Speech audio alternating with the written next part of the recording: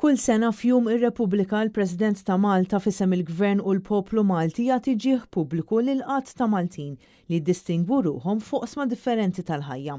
Dan isir b'ħatrit fl-Ordni Nazzjonali tal-Mertu jew fix-xirka ġieħ ir-Repubblika jew bloti tal-Midalja Qlubija u tal-Midalja l-Qadi tar-Repubblika. Din is-sena ċerimonja tal-investitura saret fil-Palazz il-Belt Valletta wara l-parata ċerimonjali li saret f'Misraħ San Ġorġ.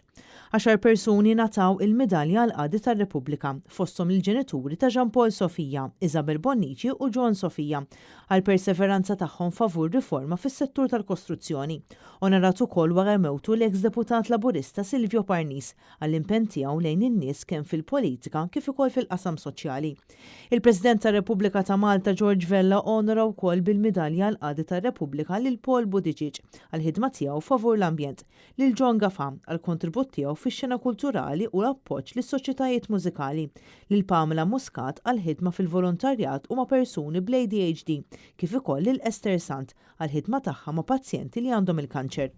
Onoratu wkoll wara mewthom Franz Baldacchino għall-karriera flana u l-mużika folkloristika u Dominiku Tajjer u kontribut tiegħu fil-qasam lokali tal-arti.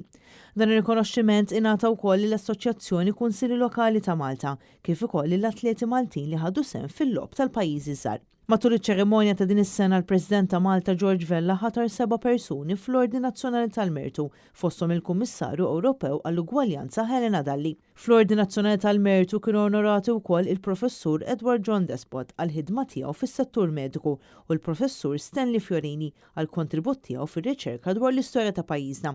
Onorati wkoll George Borg għall-kontribut tiegħu fis-settur pubbliku, Anton Bidugal għas-sem tiegħu fis-settur tal-gastronomija u għat-tagħlim dwar l-ikel, Ruth Farrugia għall-impenn tagħha fil-qasam tal-familja u drittijiet tat-tfal, kif ukoll il-konsulent Robert Xwiereb li huwa pionier fil-kardjoloġija f'Malta.